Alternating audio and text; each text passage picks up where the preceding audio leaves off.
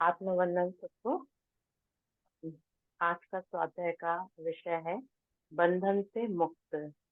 क्योंकि क्या होता है बंधन हमारे जीवन में, हम हर जगह बंधन से बंधे हुए हैं और वो बंधन क्या है इसको समझने के लिए आज हम प्रयास करेंगे। एक छोटी सी चिड़िया वर्षों से एक पिंजरे में बंद थी। अपने समान अन्य पक्षियों को आसमान में उड़ते देख उसका मन भी असीम आकाश में उड़ जाने को व्याकुल हो उठता था। वो उड़ने का बार बार प्रयास करती, पर उसके पंख हर बार पिंजड़े में उलझकर घायल हो जाते।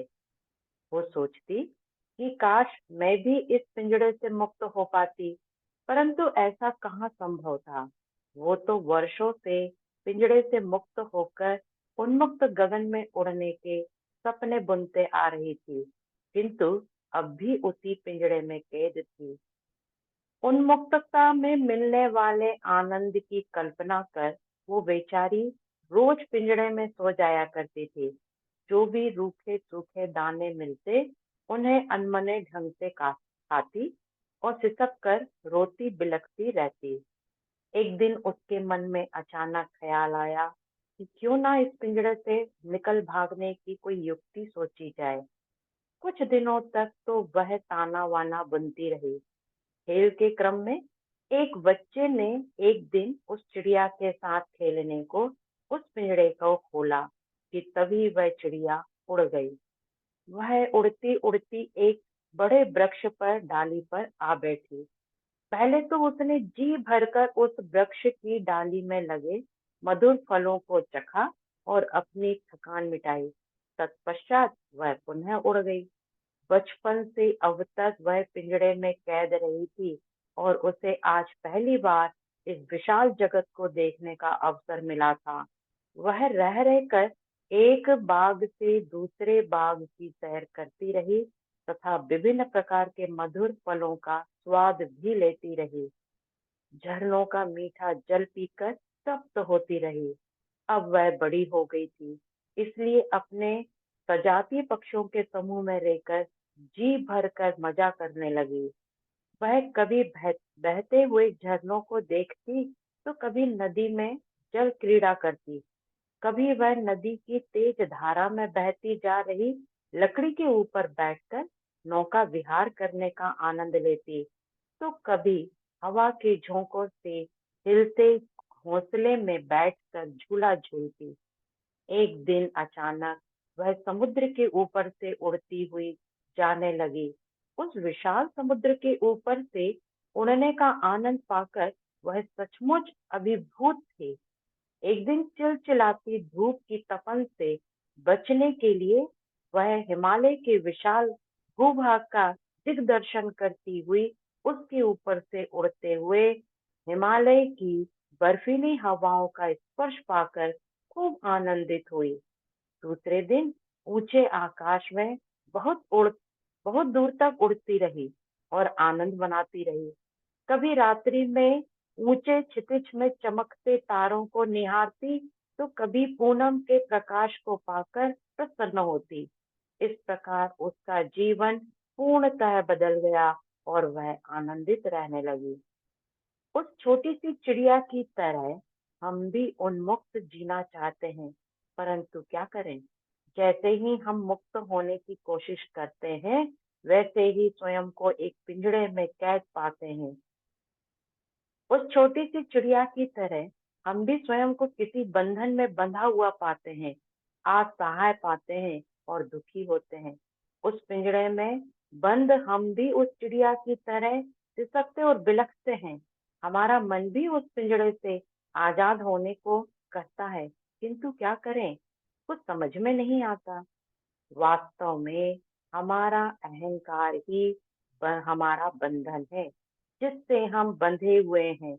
मैं, मेरा शरीर, मेरा परिवार, मेरे रिश्तेदार, हम बस इसी छोटी सी परिधि तक सीमित रहकर रह गए हैं। वास्तव में अपने भौतिक शरीर को ही हमने अपना सब कुछ मान लिया है, इसलिए हमारा जीवन शरीर तक केंद्रित होकर रह गया। यह शरीर अनित्य है और शरीर में स्थित आत्मा नित्य और शाश्वत है।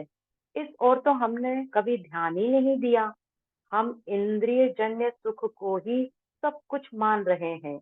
हमारा शरीर हमारी शाश्वत आत्मा का एक वस्त्र मात्र है। इस पर तो हमने कभी ध्यान ही नहीं दिया। हमने अपने भौतिक शरीर और भौतिक शरीर से जुड़े हुए रिश्ते नाते मात्र को ही अपना सब कुछ मान लिया। ये सारे रिश्ते क्षणभंगुर हैं, क्योंकि हमारा भौतिक शरीर ही नश्वर है। इस और हमने कभी ध्यान ही कहाँ दिया। इसलिए आत्मा एवं परमात्मा के विषय में हमने कभी नहीं सोचा।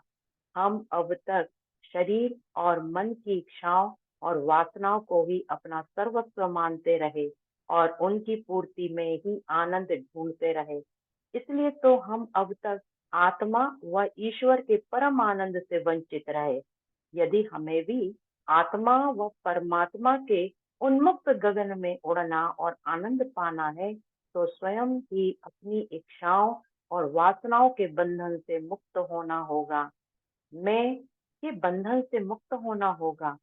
ज्ञान, कर्म, भक्ति आदि उस पिंजड़े से मुक्त होने के साधन के समान है। हमारे विविध धर्म, धार्मिक, आध्यात्मिक शास्त्र में वर्णित इन्हीं साधनों का वर्णन किया गया है। साधनों साधकों से अहम से परम तक की यात्रा की है। सभी ऋषियों और योगियों ने इन्हीं साधनों के सहारे परमात्मा तक की यात्रा पूरी की है।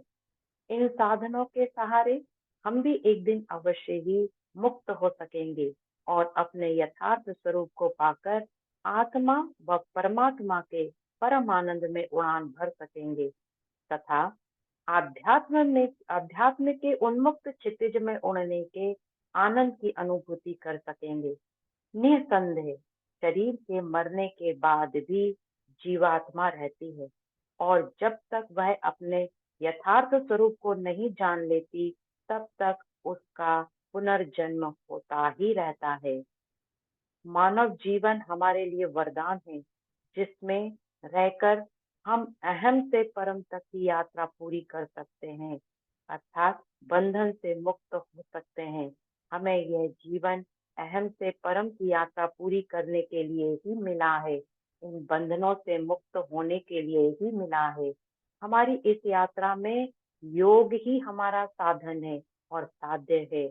कोई भी ब्रह्म ज्ञानी गुरु ही हमें इस योग आध्यात्म में दीक्षित कर हमें पिंजड़े से मुक्त कराने में सहायक हो सकते हैं। तो इस पिंजड़े से मुक्त होते ही हम भी अपनी आत्मा के असीम आकाश में उड़ सकेंगे। स्वयं के शरीर की संपूर्ण ब्रह्मांड को समाया हुआ देख सकेंगे। हम अपने अंतस के असीम आकाश में उड़ते हुए हम भी एक अलौकिक आनंद की अनुभूति कर सकेंगे। सुख दुख, हर्ष विषाद, पाप पुण्य आदि के बंधन से मुक्त होकर आत्मिक आकाश में उड़ सकेंगे। उस पिंजड़े से मुक्त होते ही आत्मिक आकाश में उड़ते हुए हमें यह संपूर्ण सृष्टि स्वयं की आत्मा के विस्तार के रूप में महसूस हो सकेगी। तब हमारे अंतस में उठने वाली करुणा, प्रेम व संवेदना की ऊंची ऊंची लहरें व तरंगे हमें सचमुच हर पल आनंदित कर सकेंगी, पुलकित कर सकेंगी। उस प्रबल प्रभाव में मैं स्वयं ही मिटकर बह जाएगा। तब हम सचमुच मानव से देव मानव बन सकेंगे। योग और वह अध्यात्म यात्रा से हम अहम से परम की यात्रा पूर्ण कर सकेंगे। यह यात्रा है द्वैत से अद्वैत की। इस मानव जीवन में रहकर हमें यह यात्रा पूरी कर ही लेनी चाहिए, अन्यथा बार बार जीवन मरण के चक्र में हमें यूं ही पड़ते रहेंगे और पिंजड़े में कैद होकर सिसकते बिलखते रहेंगे।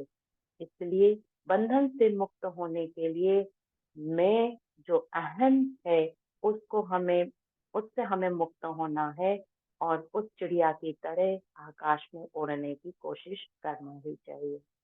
सभी का धन्यवाद। Over to you sir.